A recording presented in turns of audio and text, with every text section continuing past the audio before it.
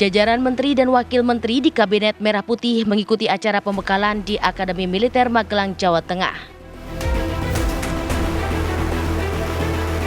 Mereka berangkat bersama-sama ke Magelang, Jawa Tengah, menumpang pesawat C-130J Super Hercules A1340 milik TNI Angkatan Udara dari Pangkalan TNI AU Halim Perdana Kusuma, Jakarta pada Kamis siang. Presiden Prabowo Subianto mengungkap alasannya menggembleng anggota Kabinet Merah Putih di Akademi Militer Magelang, Jawa Tengah saat sidang paripurna Kabinet Perdana. Prabowo berharap usai pembekalan kerjasama antar anggota kabinet akan semakin kuat. Acara kegiatan di Akademi Militer ini memang terbilang baru dalam tradisi pemerintahan. Karena itu tak heran jika acara ini disambut dengan antusias oleh jajaran menteri dan wakil menteri. Prabowo juga menyampaikan kepada menteri-menterinya dalam sidang Kabinet Perdana, Prabowo tak segan mencopot pejabat yang dianggap menghambat kinerja serta tidak adanya pejabat yang kebal akan hukum. Lalu akankah upaya penggemblengan terhadap para menteri dan wakil menteri di Akademi Militer selama 3 hari ini akan memperkuat visi misi dan penyatuan frekuensi bagi kinerja pemerintahan Prabowo? Tim TV One mengabarkan.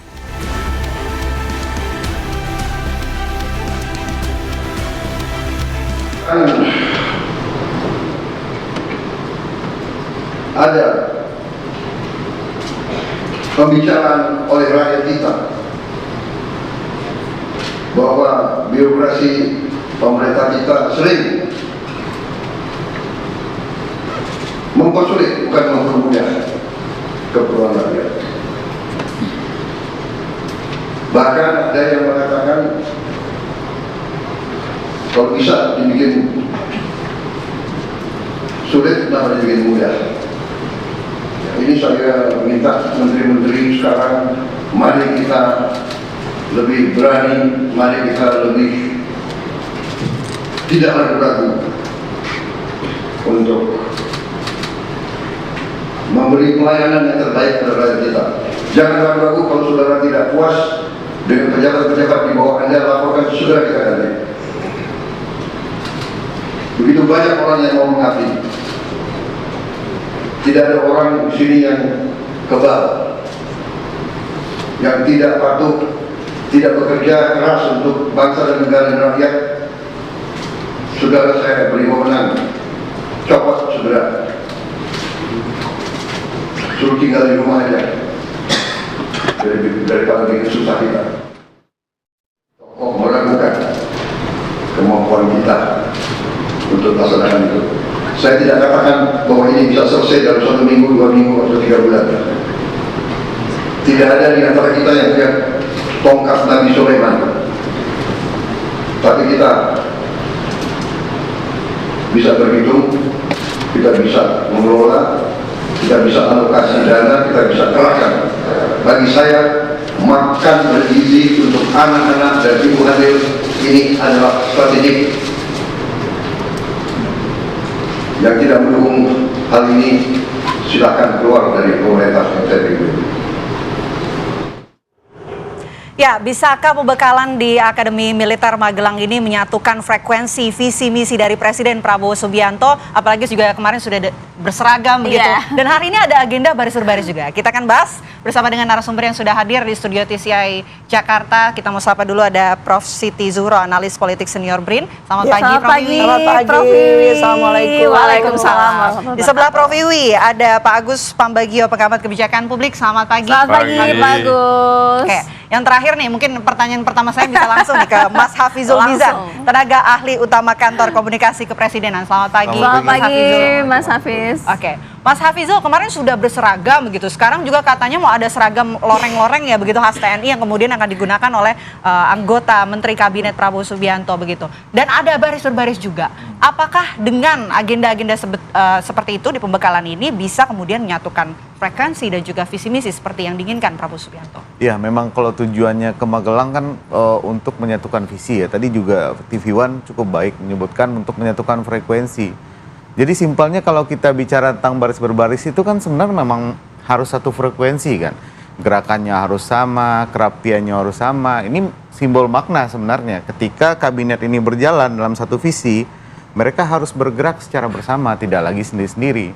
Jadi jangan melihat ini dari sisi, oh ini pelatihan militer, bukan. Pak Prabowo hari ini juga menyampaikan hal yang sama di sana, bahwa ini bukan tentang pelatihan militer, tapi Mas lebih Hafiz, kepada menyatukan frekuensi. tapi Presiden Prabowo Subianto juga menjelaskan bahwa di Akmil ini di Magelang itu kan salah satu di mana kota perlawanan pada saat masa penjajahan ya, dan membangun bagaimana aksi heroik dan juga keberanian. Artinya ada dong satu kesatuan seperti itu juga berkaitan dengan militernya. Iya, jadi bukan tentang militernya, tapi tentang heroismenya. Maknanya. Tentang heroisme, bagaimana menteri-menteri ini kan nanti kalau di perusahaan ini levelnya C-level, direktur, pemimpin-pemimpin paling tinggi di Republik ini nanti kan menteri-menteri ini di bawah Presiden Prabowo. Nah, ketika masuk ke dalam Akmil, ketika diberangkatkan di sana, Pak Prabowo mungkin ingin memberikan suatu rasa patriotisme, heroisme, dan bahwa amanah yang dia pegang hari ini itu nggak main-main lagi. Tapi memang menyatukannya harus dengan baris berbaris begitu, Mas? Nah, itu mungkin lebih kepada kurikulum masing-masing.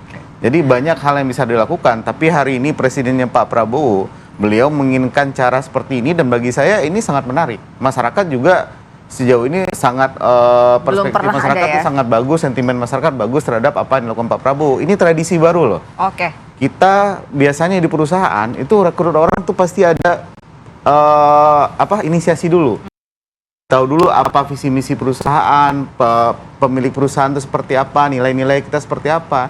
Dari dulu kita meng-hire dalam tanda kutip menteri, menunjuk menteri, kita tidak melakukan apa-apa untuk melakukan pengenalan terhadap visi misi, langsung jalan aja. Dan kita berharap langsung bisa jalan langsung gitu loh, tanpa melakukan pengenalan. Nah, Pak Prabowo hari ini memulai tradisi bagus menurut saya, membawa suatu semangat profesional ke dalam kabinet, ke dalam pemerintahan, sehingga ini mungkin bisa jadi presiden dan benchmarking ke depan tentang pemerintahan harus bisa profesional dan harus disiapkan ke depannya visi misi presiden harus satu frekuensi dengan pembantu-pembantunya. Baik, kalau dari kacamata Prof. Wiwi sendiri melihatnya seperti apa, dan juga Pak Agus, tapi nanti ya kita ulas lagi usai jeda. Pemirsa, kami segera kembali.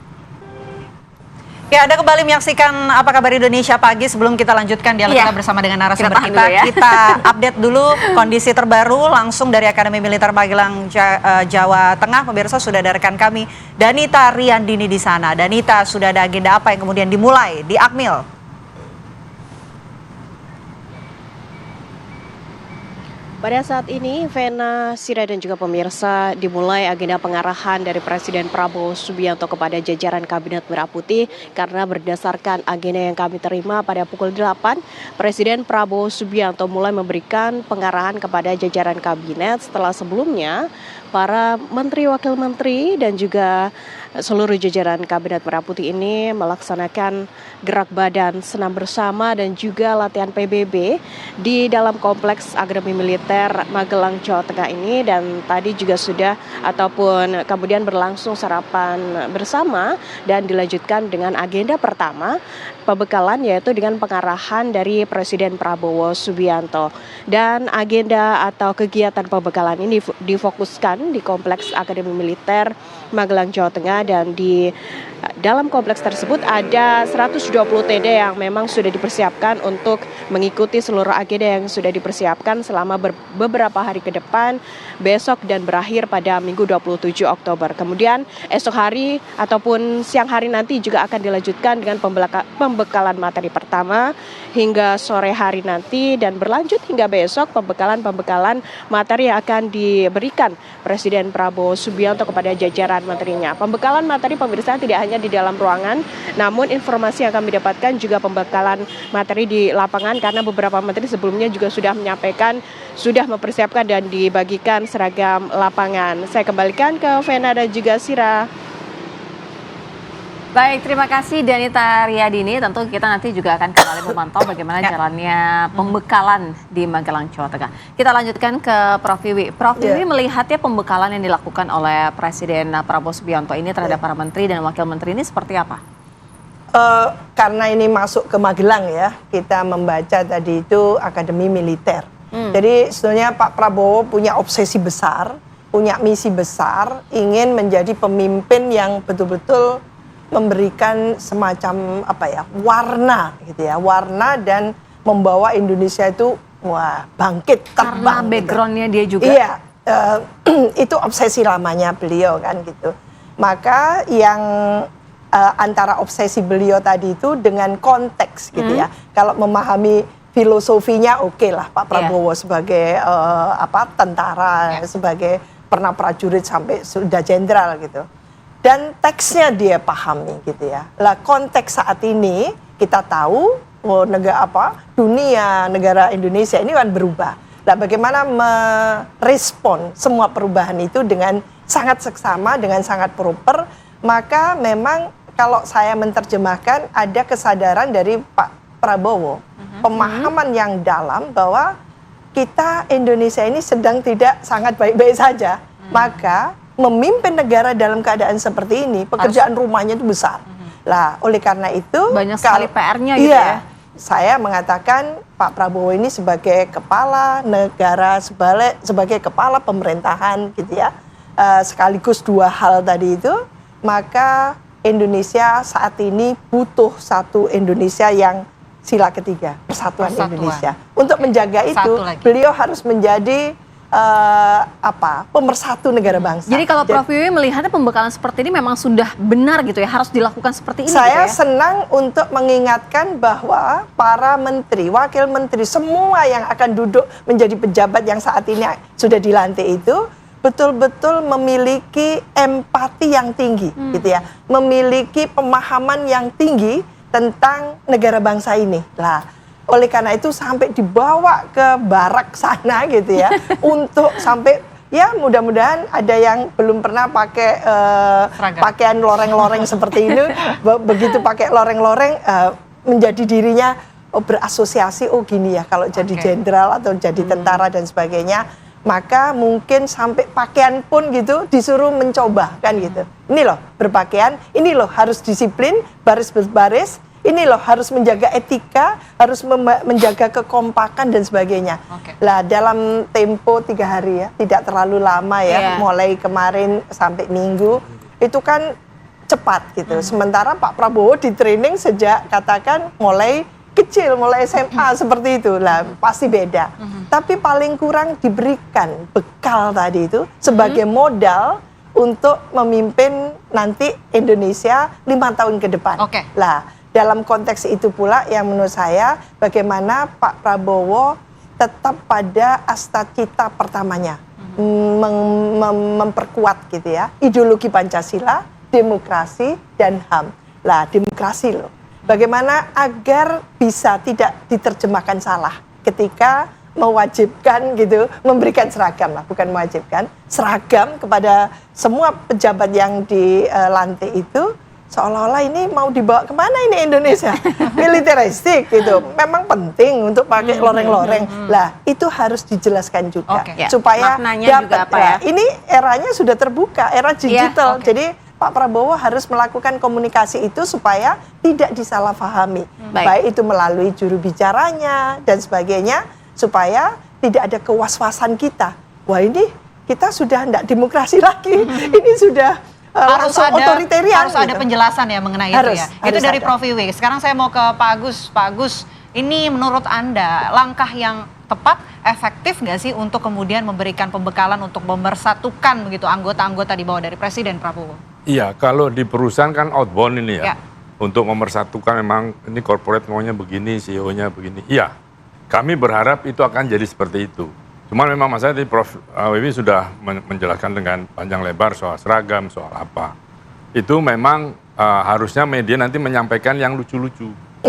Ya, jangan yang baris berbarisnya tegap gitu. Karena masyarakat kemarin agak terobati dengan lerganya Menteri Bahlil di pakai seragam itu berdiri, ya kan? Jadi itu lucu. Jadi tadi makanya Anda bilang bahwa bahwa ini cair, masyarakat mendukung. Karena tidak seseram itu. Tidak seseram itu, karena tadi sudah panjang, saya nggak ulangi lagi, bahwa itu sudah model untuk sebuah korporasi, sebuah negara itu untuk persatuan itu ya harus begitu. Karena jangan lupa ini KBT-nya besar sekali. Saya dari sisi kebijakan was-was sebetulnya.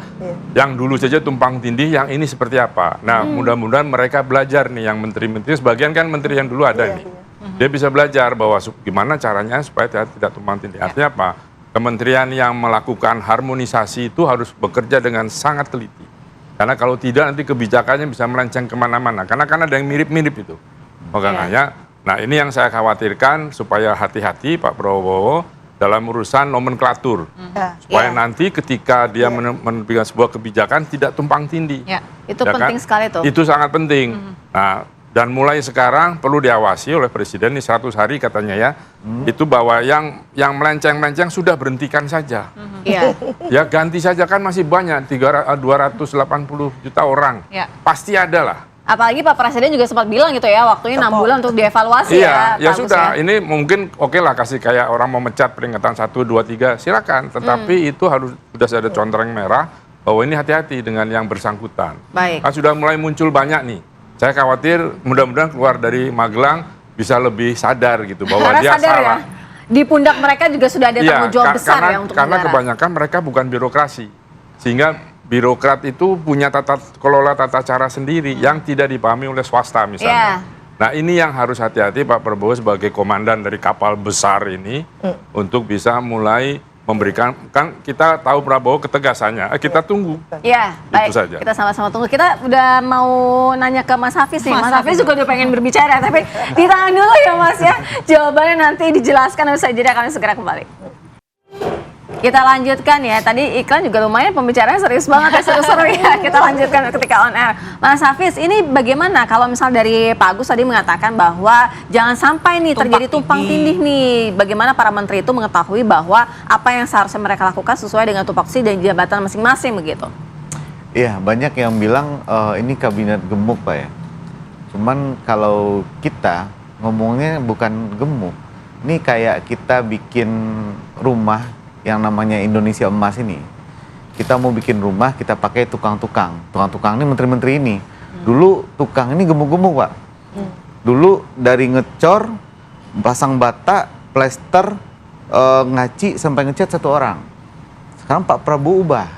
Bahwa tukang plesternya beda, tukang pasang batanya beda, tukang catnya beda. Sehingga pekerjaan itu bisa fokus. Artinya dinding ini setelah diplester, udah bisa langsung dikerjakan oleh orang lain, nggak tunggu-tungguan. Nah, ini modelnya itu sebenarnya kabinet terfokus. Jadi pekerjaan itu benar-benar dihandle satu orang. Jadi tidak lagi, justru yang gemuk adalah ketika satu menteri mengerjakan dasar menengah, mengerjakan juga yang pendidikan tinggi, mengerjakan juga yang kebudayaan, sehingga pasti ada sesuatu yang dia lupakan. Sesuatu yang menjadi anak tiri dari 3 tugas yang diberikan ke dia. Jadi kita lebih setuju menyebut ini dengan kabinet terfokus. Jadi 1 menteri, 1 orang itu 1 kerja. Cuman memang personelnya tambah banyak. Jadi kayak kita bangun rumah tadi itu tukangnya jadi lebih banyak. Apakah ada masalah di anggaran? Menurut saya enggak. Mungkin Pak Agus yang lebih tahu. Tapi APBN udah dikunci nih. Sekarang tinggal bagaimana tumpang tindih itu nanti kita harus bahas di SOTK, Sistem Organisasi dan Tata Kelola. Ini yang Pak Prabowo udah perintahkan untuk segera dibuat, dan super tim itu harus jadi di tanggal 31 Desember. Satu hal lagi terobosan Pak Prabowo terkait itu tadi Pak. Kementerian PAN, Pendayagunaan Aparatur Negara dan Reformasi Birokrasi itu ditarik ke atas. Tidak lagi di bawah Kemenko Pak. Sekarang itu langsung di bawah Presiden. Jadi urusan reformasi birokrasi tidak diserahkan ke kementerian koordinator, tapi langsung di bawah Presiden. Ada 4 sekarang kementerian, dulunya hanya 2 kalau saya tidak salah Pak ya, tolong dikoreksi. Sekarang tuh naik ke atas Kementerian Keuangan dan Kementerian Pan-RB, melengkapi Sekretariat Negara dan Perencanaan Pembangunan Nasional. Jadi dari perencanaan, penganggaran, reformasi birokrasi, dan bendaharaan negara, hari ini berada di bawah Presiden langsung. Tidak lagi menggunakan koordinasi. Dari sisi Kementerian Koordinator, sistem ini jadi lebih ramping loh. Kecuali Kementerian Perekonomian mungkin nambah ya, karena sebagian Kemenko Marves masuk ke dia, tapi masing-masing dari 7 Kementerian Koordinator jadi lebih fokus begitu hanya mengurusi bagian yang memang bidangnya, nggak banyak lompat. Nah, ini menurut kita justru adalah kabinet yang lebih terfokus dan secara pekerjaannya lebih ramping. Jadi kita tidak bisa mengukur hanya berapa jumlah nominal menteri, 105 menteri 45 kan. Wakil menterinya ada banyak, tapi secara pekerjaan ini jauh lebih ramping, ini jauh mengurangi beban menteri. Artinya ketika menteri ini udah dikasih beban, udah kamu tukang plester aja, kamu tukang cat aja, masih aja gak bisa kerja, itu lebih gampang dievaluasi. Sementara kalau kemarin, kalau dia ngecatnya bagus, plesternya kurang, oh yaudah ngecatnya bagus, ya udah kedepannya di tukang cat aja. Kira-kira filosofinya seperti itu, Prof. Itu Jadi, didasarkan atas asumsi atau kajian serius empirik yang menunjukkan bahwa kalau kaya struktur itu langsung dampaknya ke kaya fungsi. Apakah seperti itu? Karena empirik yang lalu menunjukkan kalau kaya struktur, miskin fungsi dia. Karena koordinasi, dan Indonesia itu punya kelemahan yang luar biasa dalam hal koordinasi, komunikasi antar. Lah ini sudah dipredil-predil seperti ini harus super betul bagaimana mengkoordinasikan antar kelembagaan dan kementerian ini yang menurut saya kenapa koordinasi menjadi suatu hal pelemahan ya, Prof? Karena ego sektoral. Karena Masing-masing. penyakitnya ego sektoral, dan itu kita temukan juga di kabupaten, di Pemda-Pemda seperti itu. Jadi ego sektoral tadi lah. Ini pengalaman Indonesia itu menunjukkan kadang kita tidak perlu membentuk satu kementerian atau lembaga, demikian juga yang di Pemda gitu. Padahal tidak punya laut, ada dinas perikanan, itu kan aneh kan gitu ya. Itu antara lain, lalu nggak ada hutannya, ada dinas kehutanan, itu aneh juga kan gitu lah. Maka itu yang harusnya Indonesia mengikuti, bukan karena Indonesia besar, Amerika juga besar, tapi KL-nya cuma 18 gitu. Bagaimana menjelaskan itu? Amerika kan bukan negaranya nggak seperti kita. Itu maka antisipasi tadi itu, karena ada pengalaman empirik yang di Indonesia menunjukkan kaya struktur tidak serta-merta memberikan dampak kaya fungsi. Lah ini bagaimana sekarang solusinya supaya ada koordinasi yang bagus dan sebagainya, di bawah komando langsung RI1 kan gitu. Lah itu baru mantap dengan keterikatan hukum, kepastian hukum dari semua para elit, pemimpin kementerian, lembaga gitu, sehingga ya acara di Hambalang dan di Akmil di Magelang itu betul-betul memberikan satu modalitas yang serius gitu untuk mereka bisa melakukan apa yang diminta Pak Prabowo. Pak Agus, dengan adanya kebijakan kementerian yang tadi sudah dijabarkan juga begitu, apakah nanti benar bisa memudahkan begitu untuk proses evaluasinya? Agak sulit dulu, yang periode yang lalu kan ada presiden 1,5. Ini hari ini juga saya merasa melihat akan ada presiden 1,5. Artinya ya Menko, bukan Menko lah, ada yang penjabat yang tidak. Menko itu kan waktu itu terlalu banyak masuk ke sektoral, sehingga sudah di sektoral sudah ditetapkan, nggak jalan karena Menko-nya belum setuju. Saya setuju tadi, kalau terus langsung ditarik ke presiden. Karena investasi ya sudah investasi, jangan masukkan Menko. Karena pengalaman yang kemarin itu orang bingung dan investor nggak mau masuk. NDI nggak masuk. Direct investment. Jadi kalau ini akan lebih fokus berarti? Harusnya. Makanya sekarang saya pengen lihat dalam waktu tertentu ini, kalau tadi tidak 100 hari, tidak 6 bulan, secepatnya bagaimana? Pertama nomenklatur. Karena ketika nomenklatur tidak ada, ini nggak gajian loh nih. Menteri dan seterusnya. Nah itu apakah bisa selesai sampai akhir Desember, yang kerja keras main pan RB. Apalagi sekarang sudah tarik ke presiden. Ya, dan itu tidak mudah kan, ngatur gini mana, waduh itu. Nah, jangan lagi ikut-ikut misalnya ketua partai. Jangan ikut-ikut lagi yang lain-lainnya. Biarkan kabinet ini bekerja dengan baik, fokus, lihat. Nah, kalau soal banyak itu yang perlu dihindari tadi, Mbak Wi sudah sampaikan koordinasi.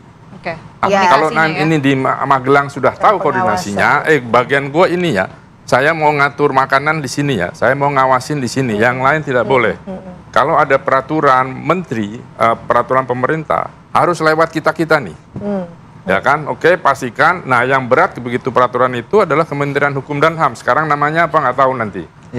Karena dia mengharmonisasikan. Menteri Hukum. Dia mengharmonisasikan, dia bikin matriks ini supaya tidak ketemu ini. Nah itu nanti lobbynya kenceng nih. Karena masing-masing tadi punya kepentingan. Masing-masing menteri punya pendukung. Masing-masing punya kepentingan. Mas Hafiz, bagaimana biar supaya benar-benar fokus dan tidak ada tumpang tindih, dan tadi dari masukan-masukan dari Prof Wiwi dan juga Pak Agus. Nomenklatur pasti sudah dijelaskan juga oleh Pak. Dan koordinasi juga penting banget catatannya dari Prof Wiwi. Koordinasi itu kan akhirnya dibagi-bagi, Bu. Akhirnya presiden itu sebagai presiden juga berlaku hari ini, karena ada 4 kementerian di bawah dia juga peran sebagai kementerian koordinator. Ya. Jadi kalau kita bicara kekuasaan presiden ya sekarang 8 Menko termasuk beliau. Jadi memang menurut saya kita bicara tentang rencana ke depan ini inovasi dari Pak Prabowo menurut saya Prof ya.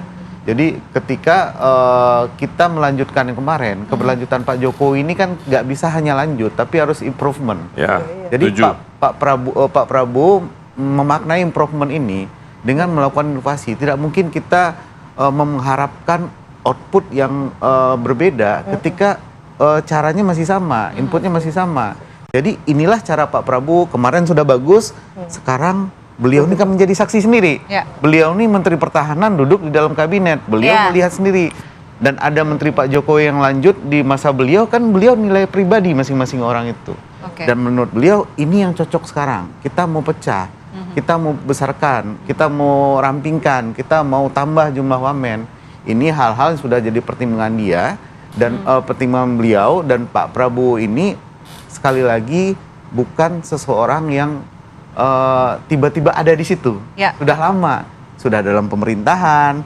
Terkait demokratisasi tadi Bu Prof, Pak Agus, Pak Prabowo mungkin seorang jenderal ya. Cuman memang jalan yang Bapak jenderal ini tempuh adalah jalan demokrasi. Iya. Dan tahun 2009, 2014, 2019, 2024 menang, dan semua itu jalurnya demokrasi. Tidak ada jalur yang lain. Jadi menurut saya tidak perlu khawatir. Oke, kita sudah tangkap poinnya, Mas Hafizul. Karena beliau ini seorang demokrat dan track record sudah membuktikan. Baik, Mas Hafizul terima kasih, Prof Wiwi terima kasih, Pak Agus terima kasih. Nanti juga kita akan lihat ya hasil dari Akmil hari Minggu, nanti kemudian kembali bekerja apakah bisa langsung bersatu, satu frekuensi, nanti kita bahas lagi ya lebih lanjut. Terima kasih kita tunggu Bapak itu. Ibu semua atas waktunya di Apa Kabar Indonesia Pak.